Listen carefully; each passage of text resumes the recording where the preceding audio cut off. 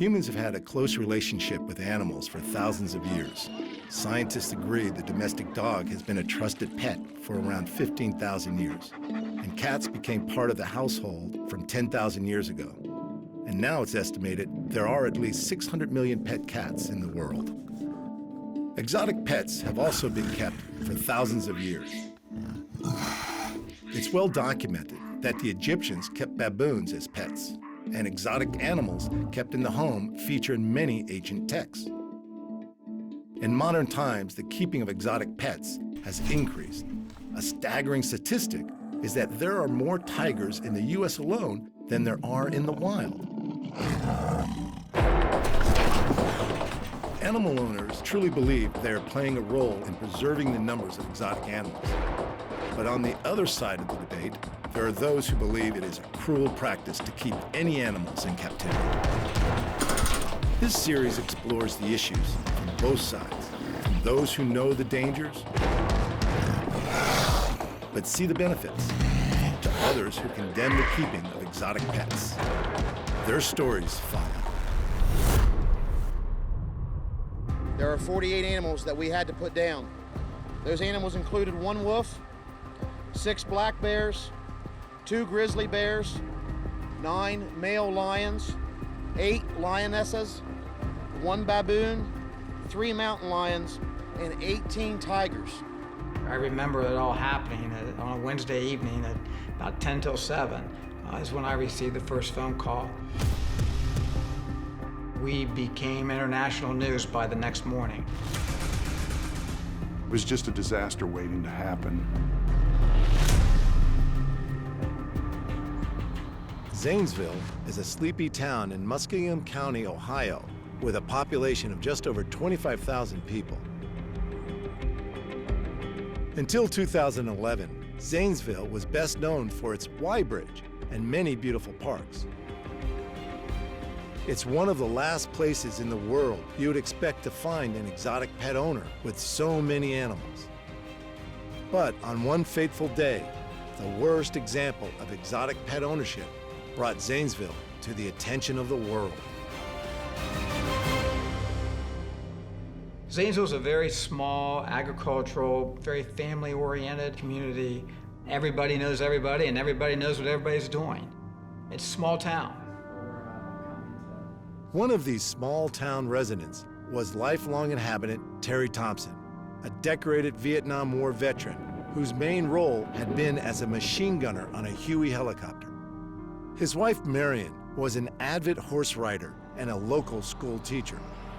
Many locals knew the Thompsons kept exotic animals, but Terry was better known as the man who flew a light plane under the Y Bridge. A notorious hoarder whose property was scattered with old cars and a dangerous mix of guns and wild exotic animals. Terry had drawn attention to himself many times over the years with his unusual behavior. Local police sergeant Todd Knavel has vivid recollections of Terry Thompson. We had dealt with him off and on. He had just been released from prison just a few days before this incident on a firearms charge. We had dealt with him in the past also about the animals, just checking on their welfare and the safety of the public as far as the containment systems that he provided them and such. He had several animals then, 70-some, I believe. He had tigers, he had lions, he had black bears, he had grizzly bears. He had different apes. One time, he had camels, numerous horses. There was just animals everywhere. In the garage, there was a couple of tiger cages. There was a bedroom where a mountain lion, I think, lived. There was monkeys in the basement in a cage. Yeah, Terry was different. Terry always kind of pushed the envelope, but Terry was Terry. He was never really disrespectful to me or anything. I was always concerned that either Terry or Marion would be attacked by the animals. I realized they had a good rapport with the animals, but they're still wild animals, and something would trigger them. I figured maybe someday we would go up there and find one of them severely injured or killed. The sergeant's fear was realized on the evening of October 18, 2011. Terry's notoriety was about to extend beyond the small community of Zanesville. As the day drew to a close, It is believed that he cut open the cages of more than 50 of his wild animals, setting them free before taking his own life.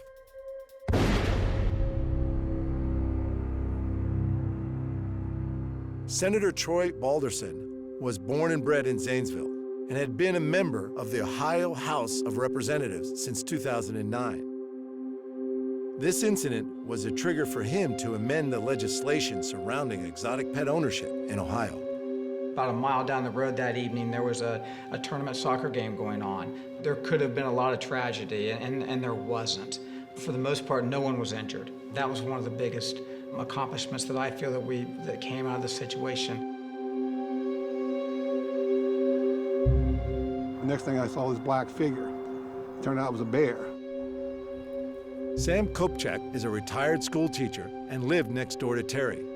That evening, he was out in his own yard attending his own horse, Red, when he saw Terry's horses acting strangely. I saw the horses that were over there. There's probably about 60 horses I estimate that they had. They were going around a circle. And I said, well, they're not supposed to do that. Something's going on, you know. Then Sam saw something even more out of the ordinary. I actually got Red up there by the corner. We walked down through here, and I just felt like something was looking at me. And I kind of turned to the left, and big male African lion, he came down. This is about the spot he was sitting. He just sat down right there, and just kind of, you know, like that. And I just kept on going, and I never looked back till I got down to the white fence with my barn. And then after I was down by my barn, he was pacing back and forth on the fence. As you can see, this is like a 7-strand ball, not a barbed wire, just a smooth wire. And if he wanted to leap over that, he was big enough that he could have leaped over that fence. What Sam soon realized was that the lion was just the beginning of what was about to unfold. So I actually saw like 6 animals. The original bear, and then the lion, the male lion, and the female lion, and another bear, and the wolf went by, and the tigers. Sheriff's Office. Yeah, I think I just seen one. It looks like a jaguar or a wolf or something. I received a call that some of the animals were out. We weren't sure to the extent of the situation, but I was requested to come to the scene. When we arrived, we were advised by one of the patrol sergeants that he had been up in the compound area looking for Terry or Marion and had seen a body laying out in a field. That was our first priority, determine who it was and if they were injured or deceased. We were first approached by, I believe it was 2 tigers come out of a barn towards us, and as they rushed the truck, we were forced to dispatch them. Then we arrived in the area of where the body was, and it was quite apparent whoever it was deceased. There was a white tiger chewing on him. About that time, we were advised that there was 2 cats ready to exit the compound area on the south side of the property. So we had to go over there and dispatch those animals. I didn't know how many were out, but once we got up there, I had made contact with the sheriff that appeared that everything had been turned loose. And I mean, there was bears, there's tigers, there's lions running everywhere.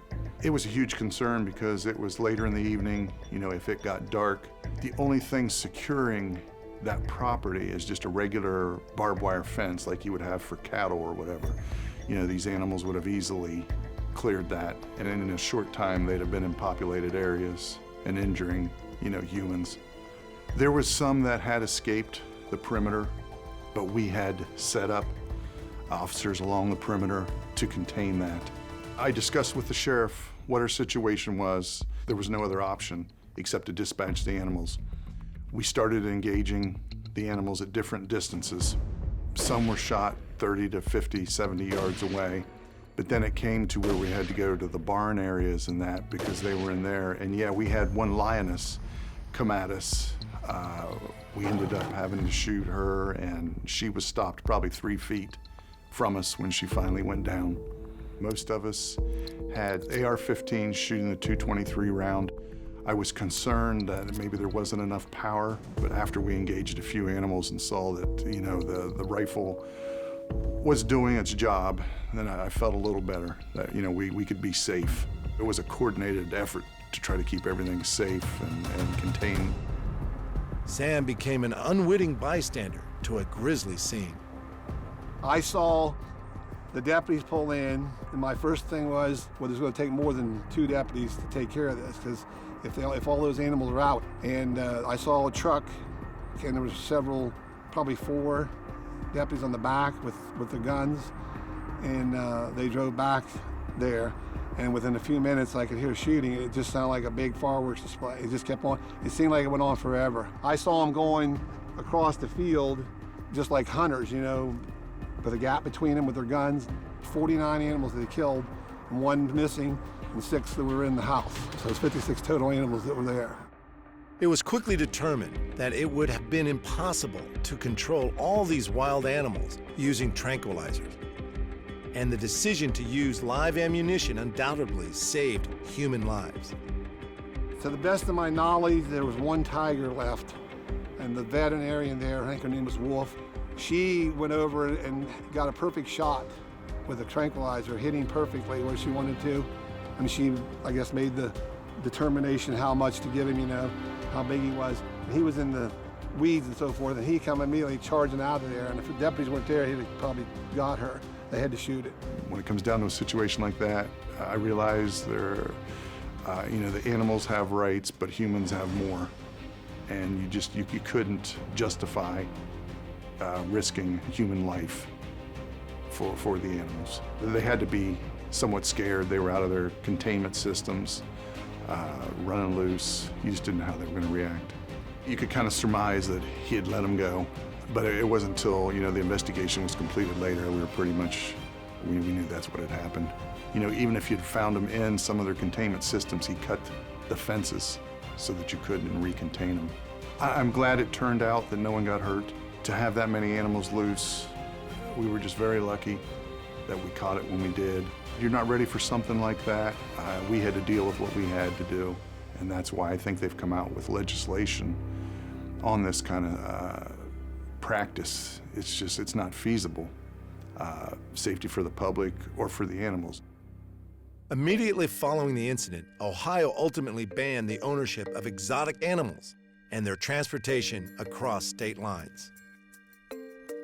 We don't want to see these animals lose their lives over something like this. They are wild. I mean, these animals are not domesticated. They are wild animals. That's what I kept trying to focus on. That's what I did focus on when we did this legislation. They're wild. We knew something needed to be done. The administration knew that something needed to be done, and we had to stand up and do the right thing for the state of Ohio. And that's what, you know, I had to make that decision also. Challenging as I knew it was going to be. I knew there was going to be a lot of negative feedback from taking on a piece of legislation like this. You know, before I started doing this legislation, I did travel the state of Ohio and going to sanctuaries that, you know, that's the challenging part. There were people that had sanctuaries that were doing it respectfully. You wanted to look at both sides of it, but you also had to take the responsibility to make the right judgment, to set the mind of we weren't going to do this. We weren't going to allow you to have wild animals without certain restrictions that you had to abide by. We had a facility at the Department of Ag that was built out there that took in the people that could not find places for their wild animals. They could take them to the Department of Ag. We stored them there until we could find some place to go.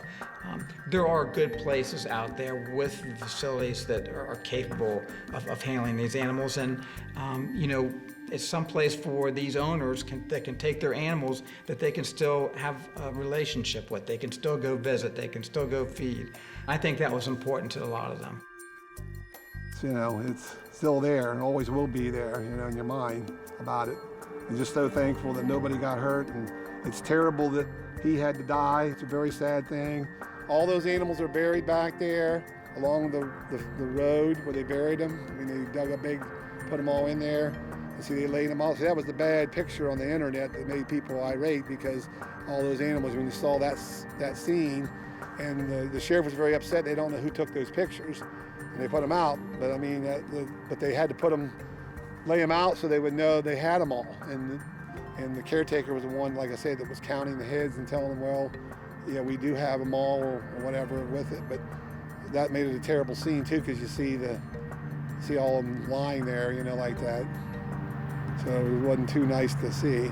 But they're beautiful animals, and you hate to see them get killed. But if you got a choice between the animals and people, you got to save the people, and that's what they did.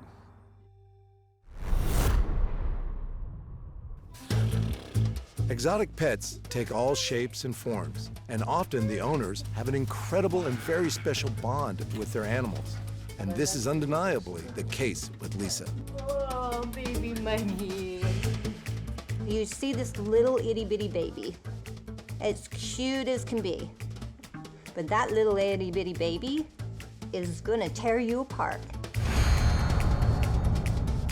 At no point should you ever feel complacent with a monkey you've never met before.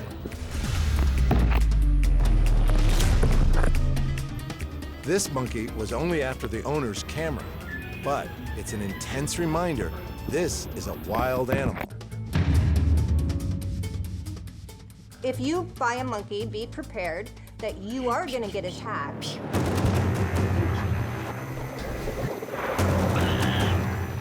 Lisa and Mugwhy have been friends for 24 years, a commitment that's incredibly rewarding, but also very demanding. Unless you're an educated monkey owner, you're in for a disaster. Every single monkey bites, and it's gonna bite you, no matter what you do. So, a monkey has to be tamed, and then it can be trained.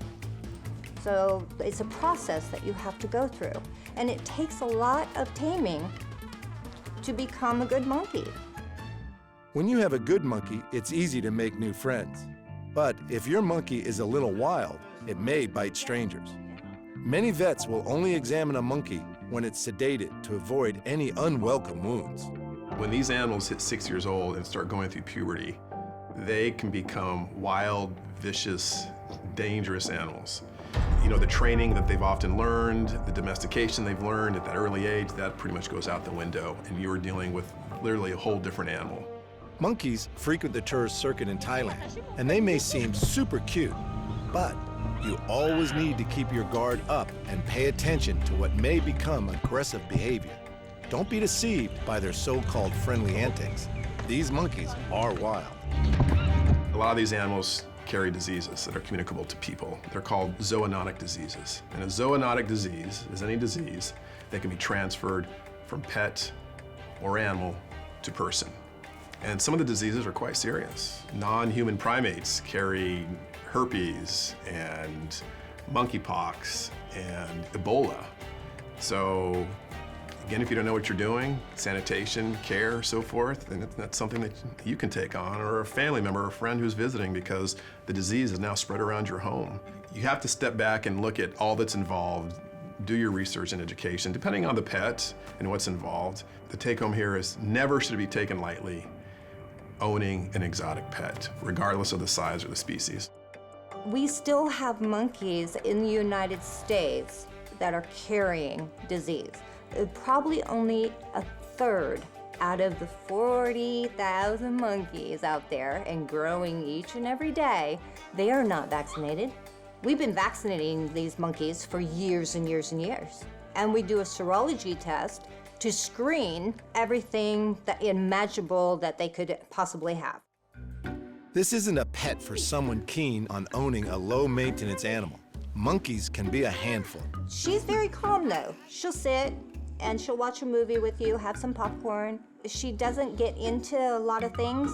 She used to when she was 2, 3, 4, 5, 6, 7.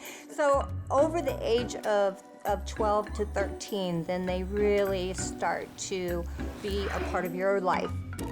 Capuchin monkeys reach maturity around 5 years, at which point their personality can become even more demanding and potentially aggressive. If you're the prime carer, you really need a lot of training to make sure the relationship stays on track. She is 8 pounds. So that 8 pounds coming at you full force, that's a lot of monkey there. Really, seriously, it's a lot of monkey. She's strong. A monkey on the attack is a situation to be avoided at all costs. However, for Lisa, this inherent wild animal instinct saved her life. They're very smart, yes. I was attacked. I came home from work and I was attacked in my garage, and my monkeys saved my life. A man had grabbed me from behind. Inside my house, on the second floor, they have their 2 monkey rooms. And if it wasn't for all 4 of them that came downstairs and attacked him, I probably wouldn't be alive today. All I gotta do is give her one sign, and it's she becomes the wild animal that everyone sees. I love her to pieces. We are 2 people that are inseparable.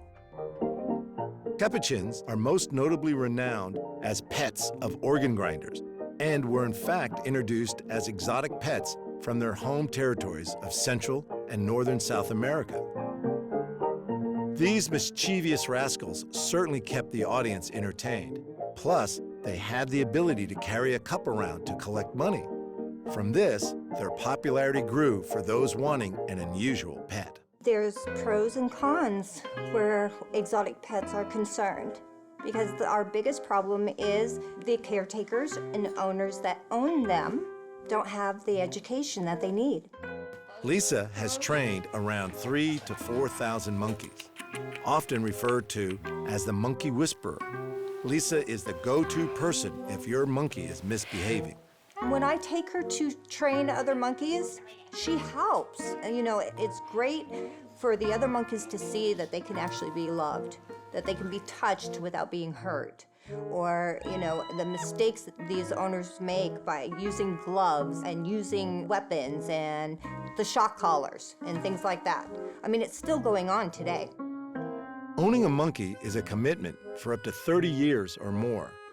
While capuchins are the most intelligent of the New World monkeys, in the human world, they are like toddlers. But that's how naive these people are. They think that they're humans and they can treat them as humans. But they're wild animals. They have to have a habitat. Not a little tiny bird cage, a habitat. So they can be free. They can jump, they can climb, they have things to do all the time. Muggy's surrounded by so many. You know, they need their own kind to be able to communicate, to socialize, to groom each other. That is a healthy animal in captivity. I have a huge facility. A lot of people have come to my door and dropped their monkeys off. A lot of them came that way, and all the monkeys that are there have either been injured, they've been rescued, or they've been dropped off. You have to be a very experienced person to have a primate. It's a huge responsibility. I do believe that any of the larger monkeys should not be kept as, quote, pets. But I do not call them pets, I call them companions. These devoted companions may need a lot of ongoing training, but just like humans, they are always capable of a little monkey business. I studied animals. I studied monkeys, their data, the brain waves, their anatomy. And because they're so human, you open her up, she's just like me. You know, so it's so beautiful, a creature that can do anything that we can do. I mean, she started my van, and her and Madeline ran it into my house in the garage. So this is how smart they really are. You know, you cannot turn your back. Mugwhy may be a troublemaker at times, but she also knows when to be well-behaved, especially when there's the opportunity to go toy shopping for her birthday. But first, a quick sketch as a thank you gift. After all, Muggy is a very polite little monkey and doesn't want to turn up to any event empty-handed. Her name is Mugwhy. Mugwhy. Hi, Mugwhy. Happy birthday. She'll be 24. Oh, 24, that's amazing. What? This is for you. She painted it. Oh, are you kidding me? That is awesome. Outstanding. Oh, nice. Thank you. That is really cool. She painted it. Ron may not have a monkey in his store every day, but he's certainly keen to help Muggy find the best present she's ever had. Yeah, we're good. Let's go shopping. You like that one? No interest in that one. No? Okay. No. When it comes to shopping, Mugwhy is a girl who knows what she wants and certainly loves all the attention. Hey! You wanna check it out? Come here. Come here. Oh, Aw, look at the little princess in her chair. Look at her. Look how cute. You got a chair. You ready? Come on. Let's go. All right. We have something like this. Try as she might, Mugwhy's not listening to Ron's sales pitch for these toys. Up. Let's go. Up, up. All right. Right here, it's like a little Jeep Wrangler. What do you think, sweetie? Oh my goodness. Looks like Ron has finally ticked all the boxes.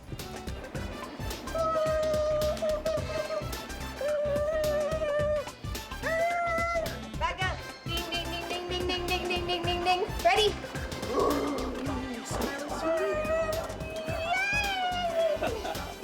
Let's go.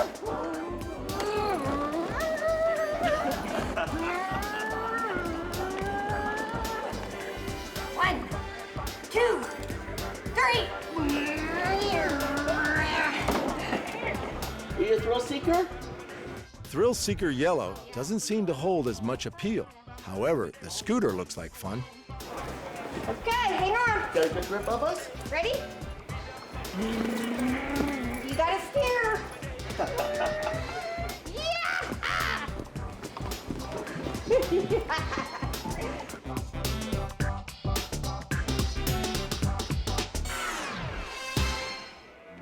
After all that adventure, it's time for a quick pit stop. Nerds are your favorite? Oh, What do you think of those, baby?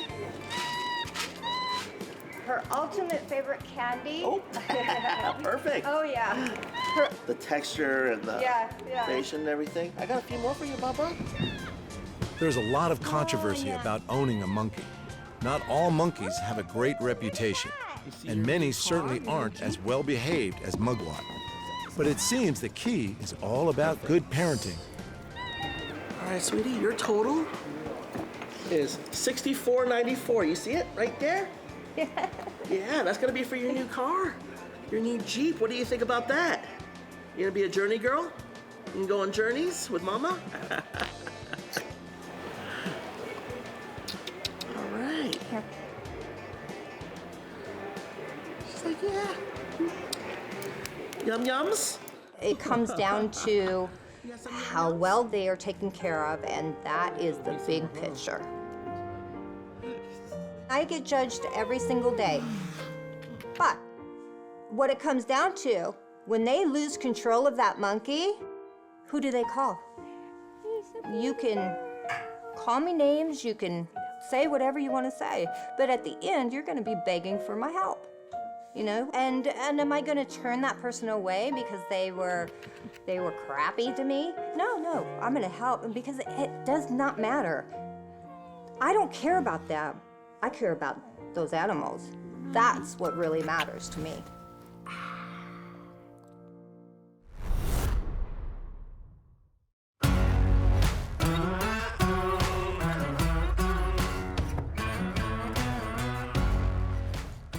The Greater Wynnewood Exotic Animal Park in Oklahoma hosts some of the country's most interesting big cats, and is home to star personality Joe Exotic. Originally, I was born in Kansas, grew up in Wyoming, moved to Texas, was there 16 years, and ended up here when my brother got killed in 1997. We built this facility as a memorial to him because his dream was to go to Africa. I've been doing this 32 years now. Started actually almost 16 years before I moved here. And that's what me and my brother had, was an exotic pet store. And that was where I got my first lion, 16 years before we started it. I have built myself my own prison, because you can't leave here. I went to Walmart 3 years ago, came back, and one of my staff members lost an arm. What's your emergency? Hey, this is Bobby at the GW Zoo. I need a helicopter. I've got an employee that was attacked by a tiger. And he's hurt bad. Is it care flight, I guess? We have air back here. Okay. We'll head that way, okay? Okay, thank you. You're welcome. That's something that I never, ever want to see again. So I've never left here since. It's a potentially fatal attraction, but Joe's captivation with predatory animals has persisted. Animals has always been a fascination to me. I picked up sick animals when I was little and pretended I was a vet and nursed them back to health, so it's just kind of something I've been born with. The showman side. You know, it's just because I say what most people are thinking, and they're too scared to say it, and I have fun. Anything I do, you can give me a bowl of Cheerios and a glass of milk, and I can motorboat around that bowl all day long. Entertaining, I love to entertain. Joe's love of entertaining has led him to pursue many careers in the spotlight, which have seen him adopt the stage name of Joe Exotic. Most recently, he's combined his passion for exotic animals with his successful country music career. Singing is kind of an escape from reality to me, and I can write songs about how I feel, the way people act, misery, happiness, and that's just something that I use for an escape.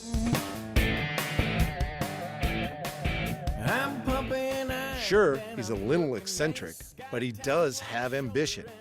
In 2016, he ran for president against Donald Trump.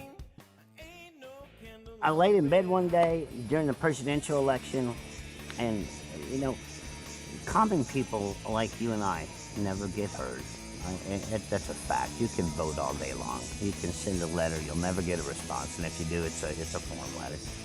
So I laid in bed one night, and I was like, how in the hell do I ever have a voice?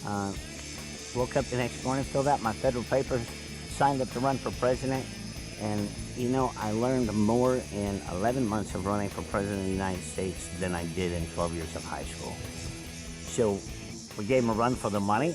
People are like, you lost. I didn't lose anything. 100 million people know who I am. I got my voice out there. I got my opinions out there. I think we won a lot. Give your money away there so you can see where it's going and what it's doing to help out. Joe's first love, however, has and always will be his animals. The first time I rescued a tiger, and I still have her. She's 27 years old. That was my first real connection, and when you help something, there's a much different connection there than if you buy something and try and make it a pet. Taking unwanted abused animals, I have a whole lot more sense of being able to work with them. I'm like their savior, and they know that. We are here to educate the world, entertain people, and take care of animals. I don't like the word sanctuary. We're a zoo. We're open to the public. We buy, sell, breed, take in unwanted animals. There's everything here. We have 450 plus animals. We have everything from Michael Jackson's alligators to Steve Martin's chimpanzees to just John Doe's tiger out of his backyard. We have a diverse family of animals of all kinds and people of all kinds. People ask me every day, well, how do you train these tigers? I don't train my tigers. I walk among my tigers. And if they want to be petted, we pet. If they want to be loved on, we love. If they're laying over in the shade or the sun and they have their ears back and they just want to be left alone, they're left alone. The American Veterinary Medical Foundation states that once in captivity, no wild or exotic animal species should be re-released into the environment. For many of Joe's animals, his zoo is their final home, and he believes this is the safest place for them. The only safe place for an animal in the United States is in a cage, in a zoo, or somebody's yard that can properly care for them. Unfortunately, society in today's world won't allow even a rehabilitated animal to be turned back loose in the wild. We just had a bear in Oklahoma a couple months ago, a wild bear, come up on a lady's porch in town. I said, what do? They kill it. You know, they hunt it down and kill it because it come into town. And this is the most important thing that I hope anybody gets out of anything that I'm saying is animals in the wild have no rights, none whatsoever.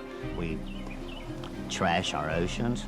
We build cities in our wetlands and our mountains. We took away their habitat. But if you properly care for and you don't take away from the wild, I believe any animal that's bred in captivity, you have a right to own it as long as you take care of it. While animals like the black bear are native to the States, other animals such as lions and tigers have been imported, making their care and welfare once they arrive a hot topic. The placing of exotic animals in wildlife sanctuaries and the motivation behind doing so is a highly contentious issue.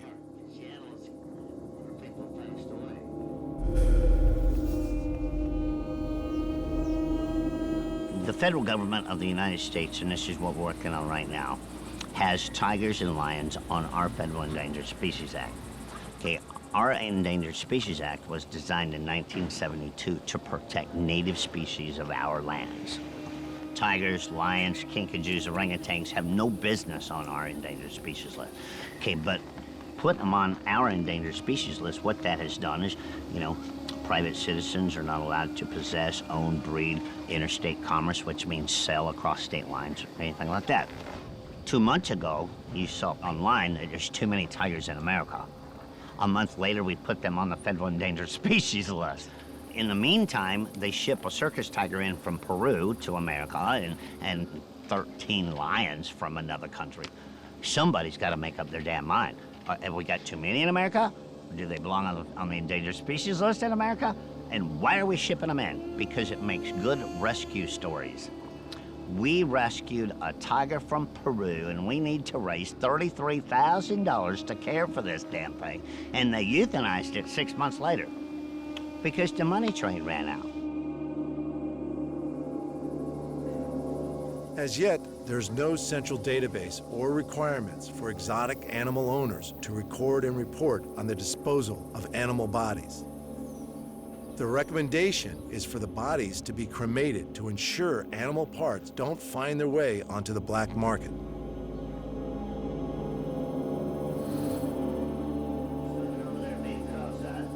Between 2000 and 2004, more than $100 million was made from the sale of wild animal imports, making it a lucrative business. Ever one to speak his mind, Joe considers it's the money rather than the care and protection of animals that drives many sanctuary owners in the U.S. It is a controversial opinion, and whether he is right or not is yet to be determined. There's 2,800 registered tigers in America. There's less than 3,000 in the wild. Every sanctuary in this country is the same one. It has nothing to do with helping animals. All you have to do is take the board of directors' names and pull up their tax records of what property they own. And I'll guarantee you every one of them lives in over an $800,000 house. This ain't about animals. This is about money. Understand this. If you raise money for animals at a particular nonprofit facility, it better be spent for them animals. See, here in America, you have to be licensed by the United States Department of Agriculture and be inspected to make sure that you're taking care of everything right and following protocols and vet care and all that stuff. Only if you open to the public. Now, if you're a sanctuary that doesn't exhibit and you're closed to the public, God only knows what's going on behind them walls. Okay, and see, that's another problem with most of these sanctuaries and these organizations is they want animals in sanctuaries with no contact. How would you like to be thrown in jail and never touched or never loved on? As much as Joe loves his animals, they remain at heart wild and unpredictable creatures.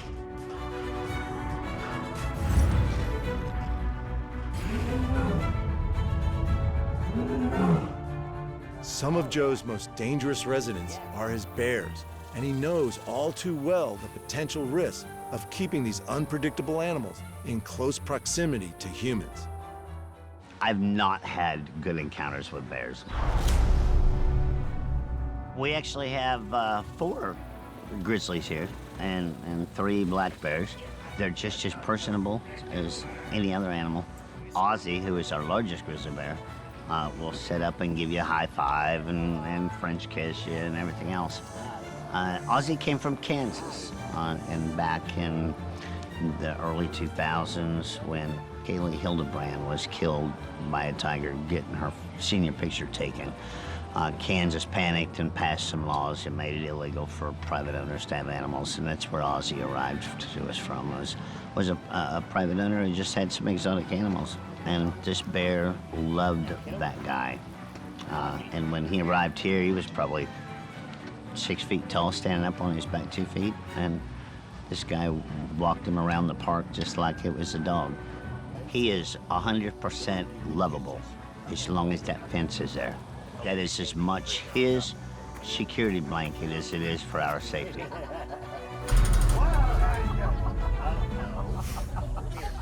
I've been in with him. He's 100% different bear. He weighs about 1,400 pounds. During the summertime, they eat less, they lose a little bit of weight. During the wintertime, they eat more and they put it on. For a Syrian grizzly, he's pretty large. Bears are not as predictable as a lot of animals are, in my opinion.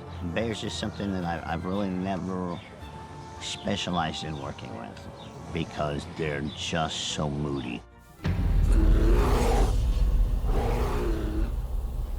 I had a black bear at one time that we raised called Little Bear, and she grew up in the gift shop years ago. And she got out of her enclosure one day and went back to the gift shop and decided to wreak havoc in the gift shop because she was playing. Everything on the shelves had to come off the shelves.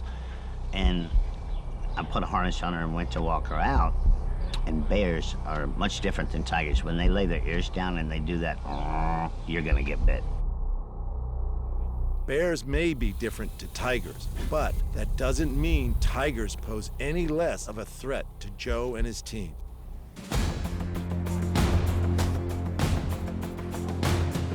There's days they don't feel good. There's days they woke up in a bad mood.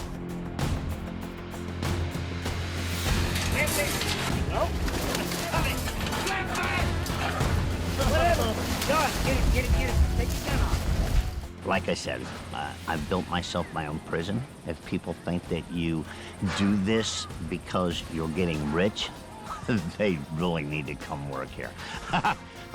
You can't leave. I wouldn't change it for the world.